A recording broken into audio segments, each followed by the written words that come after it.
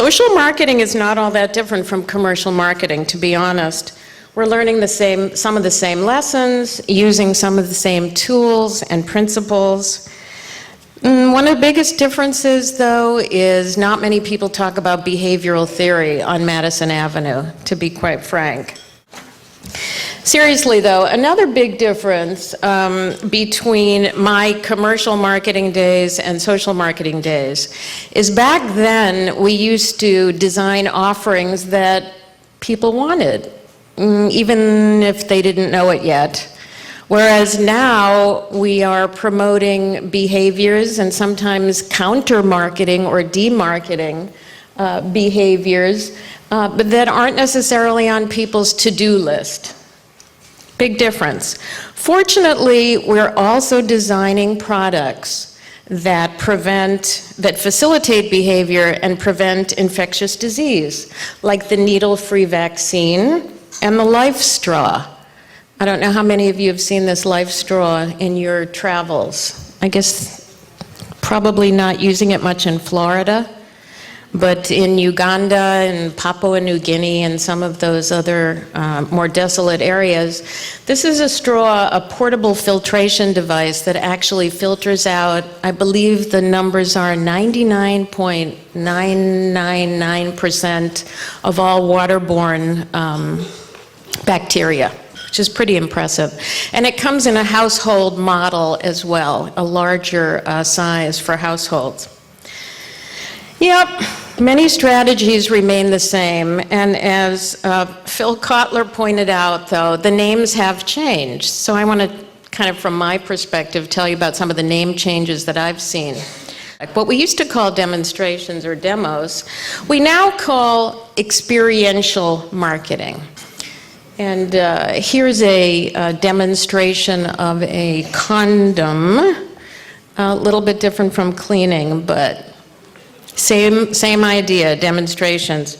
What we used to call word of mouth or buzz, we still sometimes use that term buzz, we now call viral marketing. The joys of aging and watching trends come back. It's kind of fun. Again, the truth is that some things never change. Developing creative strategies and interventions that move people has always taken discipline, and it always will.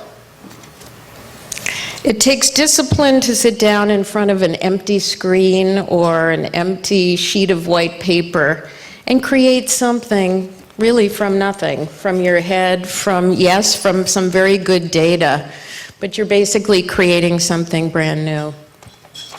It takes discipline not to skip ahead and come up with messages and slogans and banners and artwork and even spokespeople before you translate target audience research into a relevant creative strategy. That takes a lot of discipline. I'm always having to hold people back. Speaking of holding back, it takes discipline to hold yourself back when you want to choose someone out for killing your big idea. It takes discipline to give birth to an idea, and it takes even more discipline to bring it to life. That's the hardest part, to protect it. It always has taken discipline, and one of the things that we need to know first and foremost is the difference between disciplined and undisciplined creative, and there is a difference. Let me share a couple of examples with you. Disciplined creative takes patience. Again, holding yourself back, and as we've talked about this whole week in the conference, designing a product, a price, and a place strategy before you design your promotional strategy is key. And I must say that back in the old days, creative director on Madison Avenue, we did not go through that exercise. But now we do always. And at the end of the day, you have something to promote. You've got price benefits, you're addressing obstacles, you might have a new product that you're promoting, or you might have new convenient hours. You have a heck of a lot more to promote once you go through product, price, and place strategies. Very important. Disciplined creative promotes a clear behavior. As I recall, this was part of a campaign to demarket texting and driving. For some reason, this woman is standing in the kitchen, and I still can't figure it out. But if you don't know what they want you to do, you've totally lost it. So the next time you look at any materials or creative strategies or concepts, ask if there's a clear behavior being promoted. Here's another one. I tried pot once, now I'm gay. So what do they want me to do? Are they telling me, it's like, what the hell? I can't quite figure this one out. Who do you suppose funded this? Nancy Reagan? No, this was actually after Nancy Reagan. Disciplined creative is driven by research. Always, always, always. Even if you can't afford to do primary research, go out and talk to people. Go out and talk to the people whose behavior you hope to impact, who you hope to move. Always, always relevant because it's driven by research. Speaking of Nancy Reagan, there are a whole bunch of undisciplined creative campaigns out there that are clearly not driven by any kind of research or target audience insight at all. So don't confuse social marketing with policy advocacy or politics or issues advertising. It's quite different. Disciplined creative is attention-getting and sometimes a little gross. Let's go on. Disciplined creative always promotes a clear benefit. Yeah, this takes a while to get. It's like, what are they asking me to do? Or who are they talking to? I want to know where these men are.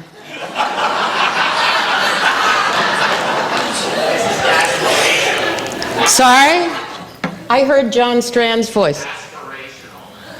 Yeah, there you go. You would know John, right?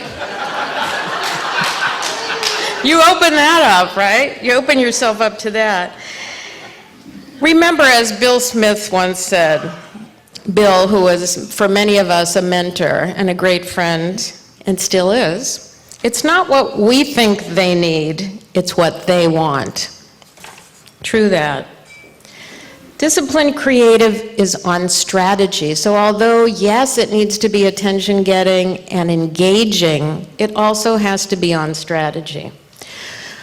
And which means that it follows a methodology. There definitely is a methodology behind the madness. And it always begins with a creative brief, which is a synthesis of target audience research into a very small brief that answers a lot of questions that need to be answered before you start. How many people here use creative briefs? Show of hands. Okay. For those of you who never have, I highly recommend it, and I'm happy to share one with you. And yesterday, Lynn Donor actually mentioned another new exercise that actually takes some of the same target audience information and personalizes it. Lynn, what was it called? I am statements. So I'd love to hear more from Lynn about that later. Thanks, Lynn. Disciplined creative knows how to touch the heart as well as the head.